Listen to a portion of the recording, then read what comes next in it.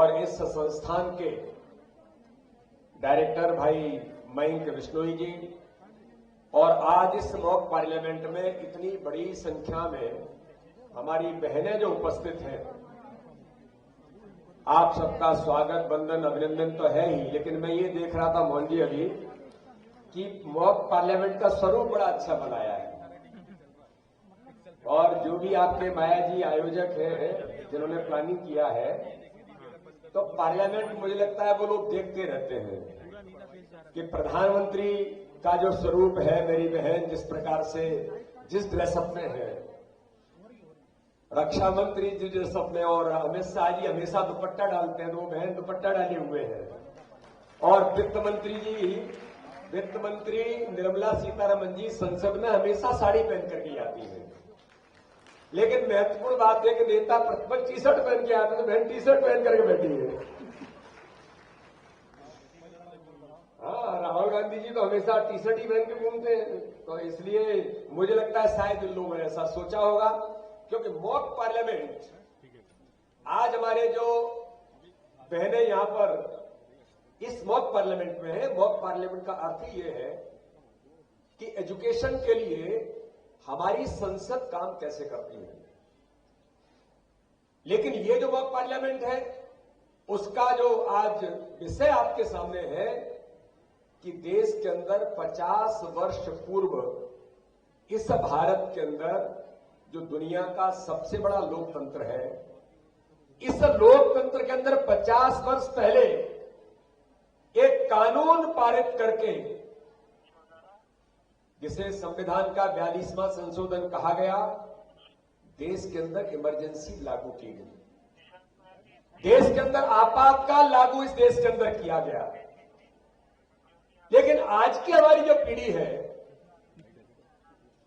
जो आज मंत्रिमंडल से लेकर के सांसद के रूप में हम यहां पर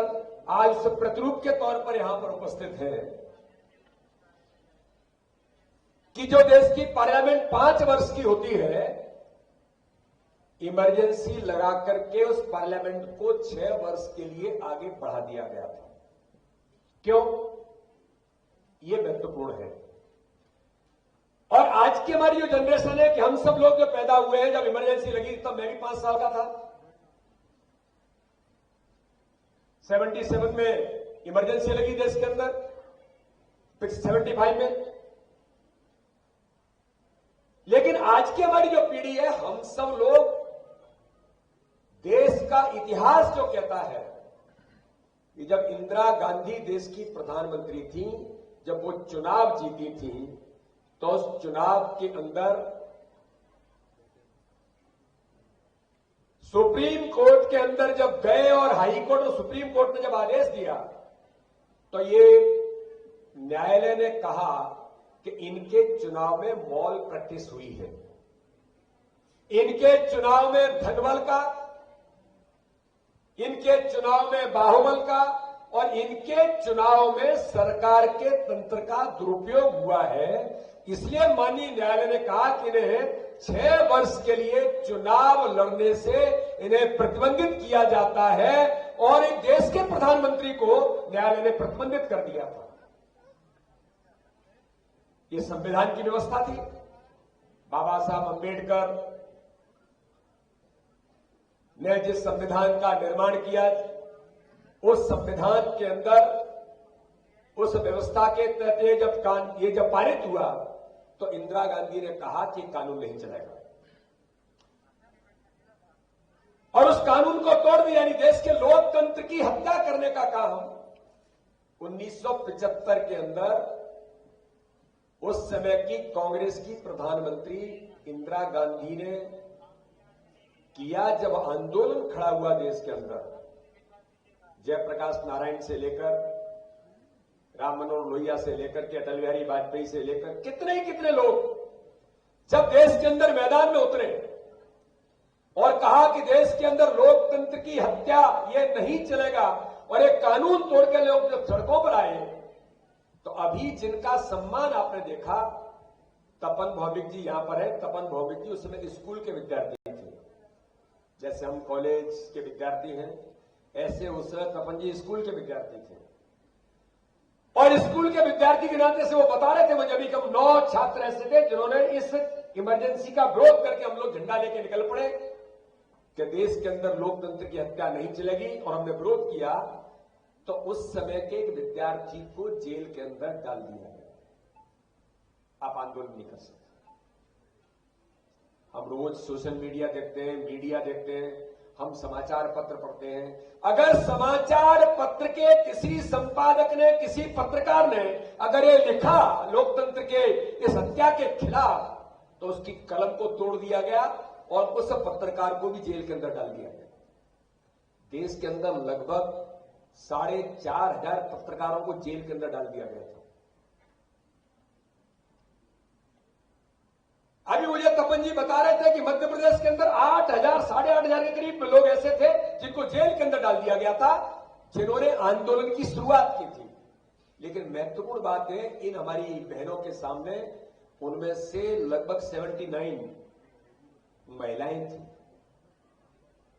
उन बेटियों को, उन महिलाओं को जेल के अंदर इसलिए डाल दिया गया क्योंकि उन्होंने इस इमरजेंसी की खिलाफत करते हुए उन्होंने आवाज को बुलंद किया था। तो आज की हमारी जो पीढ़ी है, हम सब लोग जो है आज इस बात का प्रतिरूप प्रदर्शित आप मॉक पार्लियामेंट के माध्यम से हम कर रहे हैं कि भारत के इतिहास में देश के लोकतंत्र की हत्या किस प्रकार से हुई थी। लेकिन मैं आप सभी बहनों को आज इस बात के लिए उल्लेख करना चाहता हूं कि भारत के इतिहास में महिलाओं की अपनी जो भूमिका रही है, वो इमरजेंसी से लेकर के देश के विकास से लेकर के देश के लोकतंत्र को सशक्त बनाने में हमारी महिलाओं ने भी समय समय पर अपनी महत्वपूर्ण भूमिका तो निभाई है। लेकिन आज की जनरेशन को इस इतिहास को ले जाने की जो जरूरत है कि आज देश के पार्लियामेंट में मैं देखता हूं, मैंने जिस बहन का उल्लेख किया, नेता प्रतिपक्ष के तौर पर बैठी है। देश के नेता प्रतिपक्ष खड़े होकर के संसद में कहते हैं, संविधान की कॉपी हाथ में लेते, लेकिन दुर्भाग्य क्या होता है, कितना झूठ और छल कपट की राजनीति करने वाले लोग हैं, क्योंकि इनका इतिहास वही है। वो जो कॉपी होती है, उस कॉपी में केवल ऊपर वो प्रिंटेड होता है, अंदर संविधान नहीं होता है। उसमें जिल्द होती है केवल, वो ऊपर जो अपन बना लेते ना, लिख करके तैयार कर लेते ऐसे। यानी इतना भारत के लोकतंत्र में, भारत के उस संविधान के मंदिर के अंदर भी आप फेक और झूठ बोलते हैं। लेकिन आज की जनरेशन पूछना चाहती है कि कांग्रेस के उस नेतृत्व ने उस समय जो लोकतंत्र की हत्या की थी, इस संविधान के अंदर संशोधन अपने स्वार्थ के लिए किसने किया था? 5 साल की पार्लियामेंट 6 साल किसने की थी? ये लोकतंत्र के बारे में, बाबा साहब अंबेडकर के संविधान के बारे में जिस प्रकार की बातें करने का प्रयास जो कांग्रेस का नेतृत्व, पिछले में अभी बता रहा था विश्वास जी को कि 2019 की जब पार्लियामेंट थी, जिसमें मैं पहली बार चुन करके गया था खजुराहो से, तब तो कांग्रेस को नेता प्रतिपक्ष बनने का अधिकार ही नहीं था, क्योंकि सच्चाई नहीं थी इतनी। लेकिन आप किस अधिकार से देश के अंदर संविधान के बारे में बात करते हैं, जिस संविधान को तोड़ने का काम, जिस संविधान को हत्या करने का काम लोकतंत्र की अगर किसी ने किया तो कांग्रेस के उस समय की प्रधानमंत्री इंदिरा गांधी और कांग्रेस के उस समय के नेतृत्व ने किया। आज की मैं सभी हमारा नेतृत्व करने वाली आप सब जो बहनें हैं, वो सामाजिक क्षेत्र में, चाहे कोई सामाजिक क्षेत्र में काम करेगा, कोई राजनीतिक क्षेत्र में काम करेगा, कोई प्रशासनिक क्षेत्र में काम करेगा, आप में से ही कोई कुछ भी बन सकता। आज मॉक पार्लियामेंट है, हो सकता है आप में से कोई कल इन्हीं स्थानों पर आ जाए। लेकिन आपको आज पूछने की जरूरत है कि यही राहुल गांधी जो कांग्रेस का नेता प्रतिपक्ष है, कांग्रेस की सरकार, मनमोहन सिंह जी की सरकार थी, प्रधानमंत्री थे, वो कानून पारित करते, कैबिनेट जिस निर्णय को लेती है, वही राहुल गांधी उस कैबिनेट के निर्णय को संसद में ऐसे फाड़ करके फेंक देते हैं। इनका इतिहास कहता है ये कभी कानून का पालन नहीं करते। इनका इतिहास कहता है किस प्रकार से इन्होंने देश के अंदर कानून को तोड़ने का काम किया है, लेकिन झूठ और छल कपट की राजनीति करके आज भी किस प्रकार से गुमराह करने का प्रयास करते हैं। लेकिन आज इस मॉक पार्लियामेंट में हमारी जो बहनें इतनी बड़ी संख्या में एक अच्छे पार्लियामेंट के स्वरूप में आप हैं, माननीय प्रधानमंत्री नरेंद्र मोदी जी ने जब G20 देशों की वो अध्यक्षता कर रहे थे भारत के अंदर, मेरी बहनों ने मीडिया के माध्यम से सुना होगा, देखा होगा,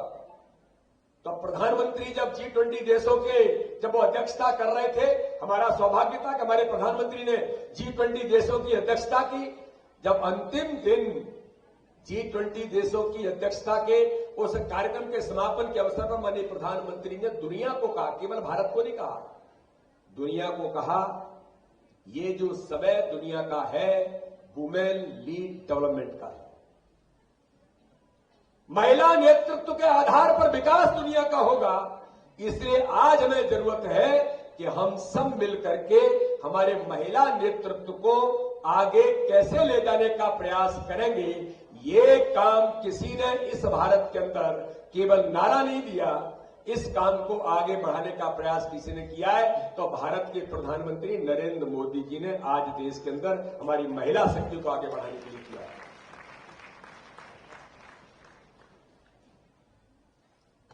जिस प्रकार से वुमेन रिजर्वेशन के बिल के बारे में चर्चा बहुत पहले से चलती रही, लेकिन लोग बात तो करते हैं लेकिन कानून पारित नहीं किया।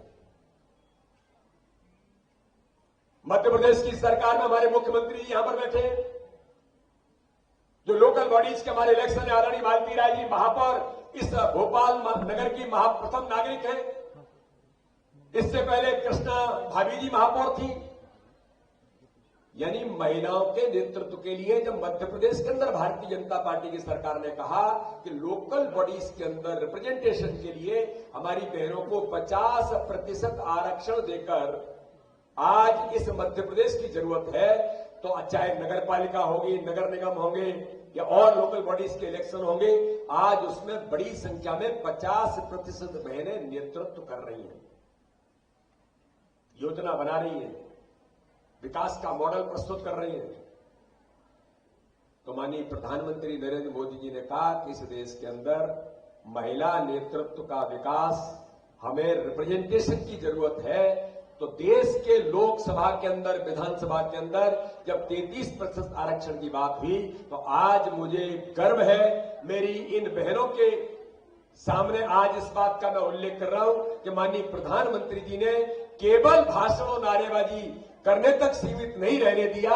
आज जब अगली लोकसभा होगी, अगली विधानसभा मध्य प्रदेश की होगी, तो 33% बहनें लोकसभा के अंदर सांसद और विधायक बनकर के बैठेंगी। तो इसलिए हम सब लोग मिलकर ये